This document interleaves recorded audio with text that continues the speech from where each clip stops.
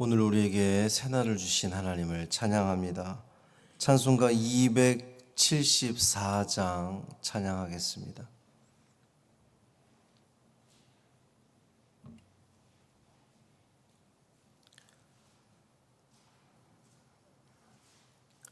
찬송가 274장 나 행한 것 죄뿐이니 찬양함으로 새벽 기도회를 시작하겠습니다. 나 행한 것 죄뿐이니 주 예수께 비옵기는 나의 몸과 나의 마음을 깨끗하게 하옵소서.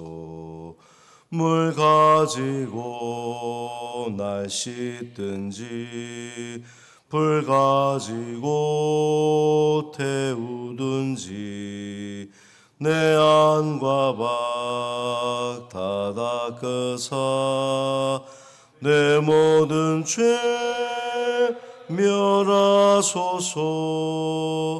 내 어두운 눈 밝히시니 참 기쁘고 고마우나 그보다 더 원하옴은 정결한 마음 주옵소서.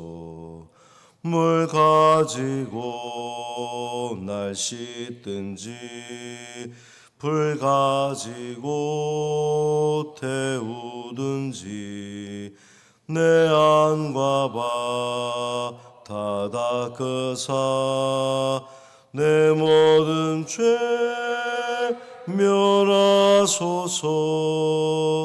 정결한 마음 그 속에서 신령한 빛이 오니 이러한 마음 나 얻으면 눈까지도 밝으리라. 물 가지고 날 씻든지 불 가지고 태우든지 내 안과 밖 다 닦으사 내 모든 죄 멸하소서. 못된 행실 다 고치고 악한 생각 다 버려도 주 앞에서 정결타고 자랑치는 못하리라. 물 가지고 날 씻든지 불 가지고 태우든지 내 안과 밖 다 닦으사 내 모든 죄 멸하소서. 아멘. 사도신경으로 우리의 신앙을 고백하겠습니다. 전능하사 천지를 만드신 하나님 아버지를 내가 믿사오며 그 외아들 우리 주 예수 그리스도를 믿사오니 이는 성령으로 잉태하사 동정녀 마리아에게 나시고 본디오 빌라도에게 고난을 받으사 십자가에 못 박혀 죽으시고 장사한 지 사흘 만에 죽은 자 가운데서 다시 살아나시며 하늘에 오르사 전능하신 하나님 우편에 앉아 계시다가 저리로서 산 자와 죽은 자를 심판하러 오시리라. 성령을 믿사오며 거룩한 공회와 성도가 서로 교통하는 것과 죄를 사하여 주시는 것과 몸이 다시 사는 것과 영원히 사는 것을 믿사옵나이다. 아멘. 에스겔 21장 1절부터 9절까지 말씀입니다.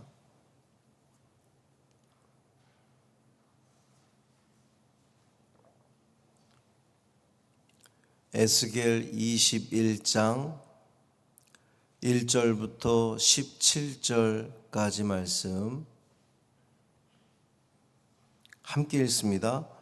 또 여호와의 말씀이 내게 임하여 이르시되 인자야 너는 얼굴을 예루살렘으로 향하며 성소를 향하여 소리내어 이스라엘 땅에게 예언하라. 이스라엘 땅에게 이르기를 여호와의 말씀에 내가 너를 대적하여 내 칼을 칼집에서 빼어 의인과 악인을 내게서 끊을지라. 내가 의인과 악인을 내게서 끊을 터이므로 내 칼을 칼집에서 빼어 모든 육체를 남에서 북까지 치리니 모든 육체는 나 여호와가 내 칼을 칼집에서 빼낸 줄을 알지라. 칼이 다시 꽂히지 아니하리라 하셨다 하라. 인자야 탄식하되 너는 허리가 끊어지듯 탄식하라. 그들의 목전에서 슬피 탄식하라. 그들이 내게 묻기를 내가 어찌하여 탄식하느냐 하거든 대답하기를 재앙이 다가온다는 소문 때문이니 각 마음이 녹으며 모든 손이 약하여지며 각 영이 쇠하며 모든 무릎이 물과 같이 약해지리라. 보라 재앙이 오나니 반드시 이루어지리라. 주 여호와의 말씀이니라 하라. 여호와의 말씀이 또 내게 임하여 이르시되 인자야 너는 예언하고 여호와의 말씀을 이같이 말하라. 칼이여 칼이여 날카롭고도 빛나도다. 그 칼이 날카로움은 죽음을 위함이요 빛남은 번개같이 되기 위함이니 우리가 즐거워하겠느냐. 내 아들의 규가 모든 나무를 없인 여기는도다. 그 칼을 손에 잡아 쓸만하도록 빛나게 하되 죽이는 자의 손에 넘기기 위하여 날카롭고도 빛나게 하였도다 하셨다 하라. 인자야 너는 부르짖어 슬피 울지어다. 이것이 내 백성에게 임하며 이스라엘 모든 고관에게 임함이로다. 그들과 내 백성이 함께 칼에 넘긴 바 되었으니 너는 네 넓적다리를 칠지어다. 이것이 시험이라 만일 없인 여기는 규가 없어지면 어찌할까. 주 여호와의 말씀이니라. 그러므로 인자야 너는 예언하며 손뼉을 쳐서 칼로 두세 번 거듭 쓰이게 하라. 이 칼은 죽이는 칼이라. 사람들을 둘러싸고 죽이는 큰 칼이로다. 내가 그들이 낙담하여 많이 엎드러지게 하려고 그 모든 성문을 향하여 번쩍번쩍하는 칼을 세워 놓았도다. 오호라 그 칼이 번개 같고 죽이기 위하여 날카로웠도다. 칼아 모이라. 오른쪽을 치라. 대열을 맞추라. 왼쪽을 치라. 향한 대로 가라. 나도 내 손뼉을 치며 내 분노를 다 풀리로다. 나 여호와가 말하였노라. 아멘. 이 말씀 하나님 말씀입니다. 오늘 우리의 삶이 하나님의 진노를 불러일으키는 삶이 아닌 하나님을 기쁘시게 해드리는 삶이 되기를 바랍니다. 하나님을 기쁘시게 하는 삶은 결국 우리 옆에 있는 이웃의 얼굴에 웃음을 짓게 하는 삶이 될 겁니다. 최태성 장로님께서 지금 위독하십니다. 병원에서는 쉽지 않다고 지금 이야기하는 그런 상황입니다. 중환자실에 계신데 계속해서 잠을 재우는 거라 대화도 안 되고 그냥 얼굴만 뵙고 왔는데 우리는 하나님의 능력에 기대어 볼 수밖에 없습니다. 전지전능하신 하나님께서 우리 장로님 긍휼히 여겨주셔서 회복할 수 있도록 여러분 한 마음으로 기도해 주시길 바랍니다. 지금 투석도 계속 지금 들어가는 중인데 그것도 지금 별 소용이 없는 그런 상황이에요. 우리 성도들이 온 마음으로 기도해 주시기를 바랍니다. 어제 말씀에서 우리는 희망을 보았습니다. 이스라엘의 계속된 반역에도 불구하고 하나님은 당신의 약속을 성실히 신실하게 지켜가는 그러한 모습을 보았습니다. 이스라엘의 기쁨을 회복시키시고 또 그들이 주님 앞에 나와 드리는 예물도 기쁘게 받으시겠노라 말씀하셨습니다. 그런데 오늘 말씀은 어떻습니까? 오늘 말씀을 읽어내려가는 우리는 상당한 공포를 느낄 수밖에 없습니다. 에스겔 21장 전체의 그 핵심 단어가 칼이에요. 칼. 계속해서 칼이 나옵니다. 여러분, 칼이 의미하는 게 뭘까요? 칼은 심판을 의미하는 겁니다. 하나님의 날카로운 심판, 그 누구도 피해갈 수 없는 날카로운 심판입니다. 하나님께서 에스겔에게 명령하시기를 이스라엘을 향해서 고개를 돌리고 그리고 그들에게 선포하라 명령하셨습니다. 한때 하나님께서 아내로 삼으실 정도로 사랑하셨던 이스라엘, 그리고 하나님의 처소라고 하는 성전이 있는 그 예루살렘, 그리고 하나님께서 약속의 선물로 주셨던 그 가나안 땅, 이 모든 것을 다 하나님이 심판하시겠다는 겁니다. 심판의 이유가 언급되지 않는데 그것은 굳이 언급하지 않아도 그들의 죄가 너무도 명백하기 때문에 언급하지 않는 겁니다. 어제 말씀에서 우리 하나님은 언제까지 인내하실까요? 그랬는데 하나님 인내의 끝이 온 겁니다. 3절 말씀 보면 여호와의 말씀에 내가 너를 대적하여 그랬거든요. 하나님께서 당신이 택한 백성을 대적하시겠다는 겁니다. 하나님이 대적하면 어떤 일이 벌어질까요? 끝입니다. 그 누구도 살아남을 자가 없습니다. 내 칼을 칼집에서 빼어 의인과 악인을 내게서 끊을지라 그랬습니다. 이 대목에서 우리는 한편으로는 두려운 마음이 들기도 하지만 또 한편으로는 물음표가 생깁니다. 의인과 악인을 끊으신다고? 우리 하나님은 공의의 하나님이시잖아요. 앞선 그 에스겔 14장에 보면 하나님은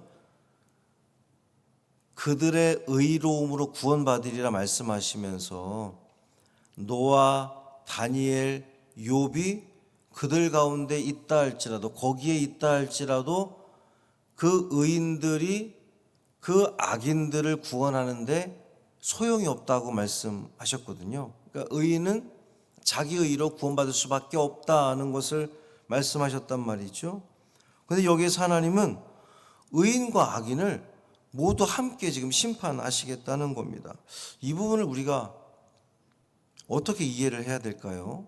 악인이 심판받는 것은 마땅해 보이지만 의인도 악인과 함께 심판받는다. 여기서 의인과 악인은 이스라엘 백성 전체를 의미하는 겁니다. 칼을 빼드신 하나님의 심판이 얼마나 철저하게 집행될지를 지금 보여주는 거예요. 칼을 피해서 도망할 안전한 곳은 그 어디에도 없습니다. 이스라엘 온 땅이 칼에 넘겨지는 겁니다. 모든 육체를 남에서 북까지 치시겠다 말씀하셨는데 이제 이 남에서 북까지도 모든 백성들을 이야기하는 겁니다. 의인이든 악인이든 모든 육체, 모든 백성 다 한 번 더 강조하는 말씀이죠. 이 심판을 통해서 여호와의 능력이 만천하에 드러나게 된다는 겁니다. 전에 민족들 가운데 당신의 이름이 더럽혀지지 않게 하려고 인내하셨던 그 하나님께서 이제 더 이상 참지 않으시는 거예요. 그런데 계속해서 우리 마음속에 하나님은 진정 의인과 악인을 함께 멸하실까? 14장에서 각 개인의 행위와 책임에 이 초점을 맞춰서 하나님의 공의를 논의했다면, 오늘 본문에서는 이스라엘 전체를 하나의 단위로 간주해서 심판을 선포하는 거예요. 14장이 하나님의 공의를 율법적 측면에서 이 개인에게 적용을 했다면, 오늘 본문은 공동체에 임하는 심판은 그 어떤 그 누구의 잘잘못을 떠나서 그 어느 누구도 그 심판을 피할 수 없다는 것을 이야기하는 겁니다. 이런 겁니다. 그 나무에 가지와 이파리가 있는데 가지 따로 이파리 따로 되나요? 그럴 수 없죠.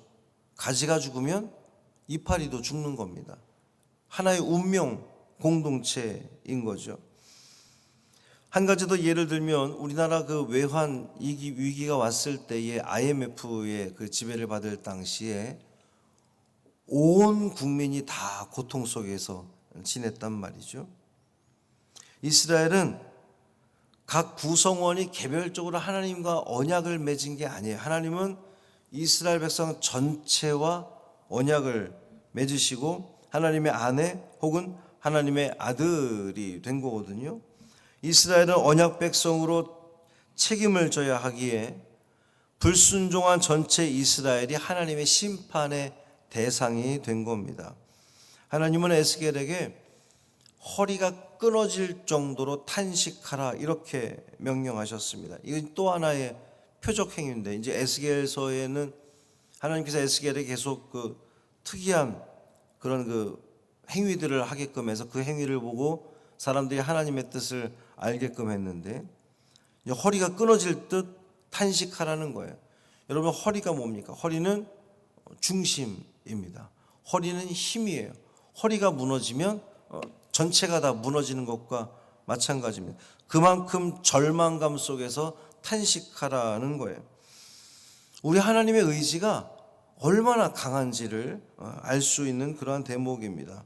그 무엇도 이 심판을 피하거나 막을 수 없다는 것이죠.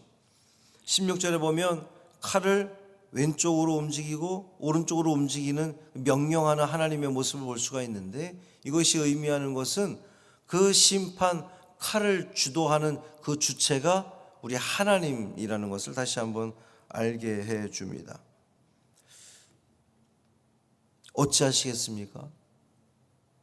진정 공의의 하나님은 무한정 기다려주는 하나님이 아니라 죄된 길에서 떠나지 않는 자에게 자비를 베풀지 않는 것이 공의의 하나님이신 거죠.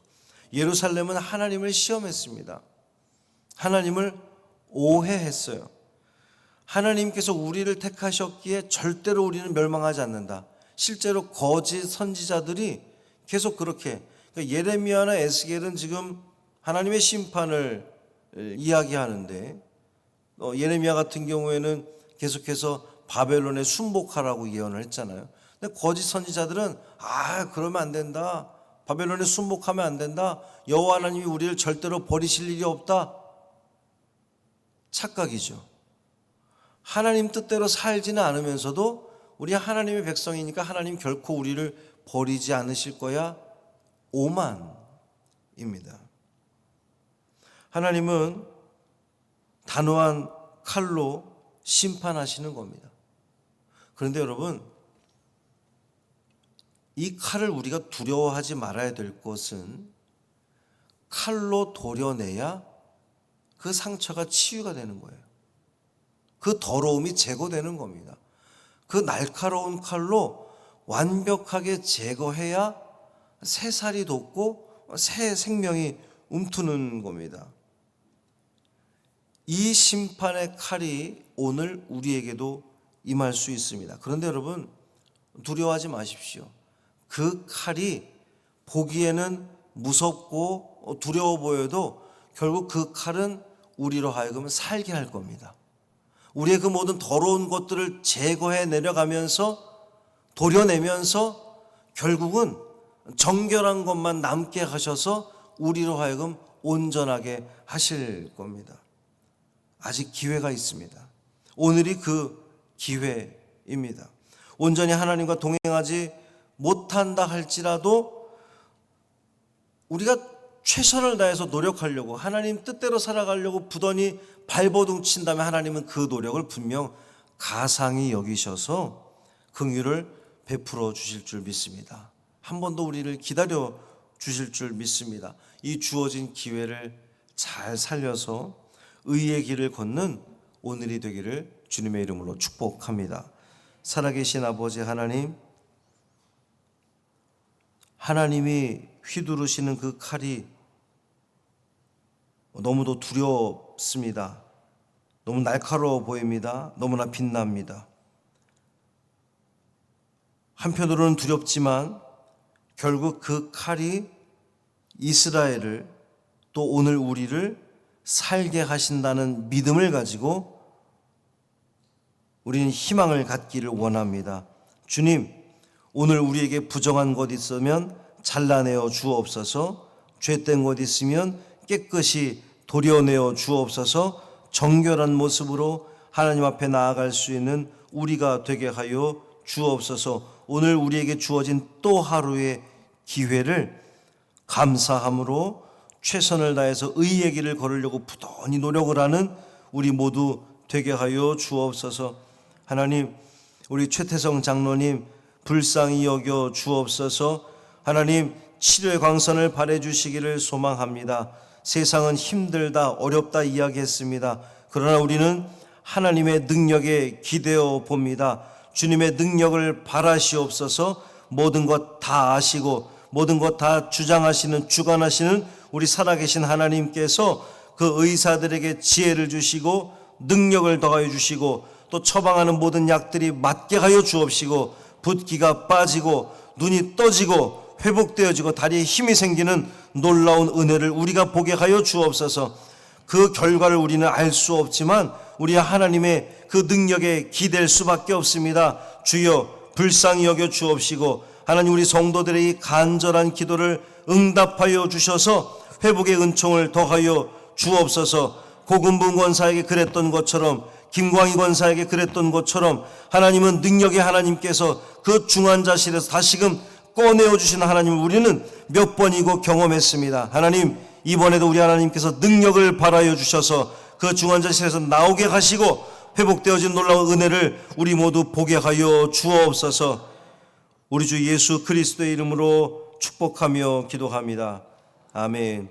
하늘에 계신 우리 아버지여, 이름이 거룩히 여김을 받으시오며 나라가 임하시오며 뜻이 하늘에서 이루어진 것 같이 땅에서도 이루어지이다. 오늘 우리에게 일용할 양식을 주시옵고 우리가 우리에게 죄 지은 자를 사하여 준 것 같이 우리 죄를 사하여 주시옵고 우리를 시험에 들게 하지 마시옵고 다만 악에서 구하시옵소서. 나라와 권세와 영광이 아버지께 영원히 있사옵나이다. 아멘.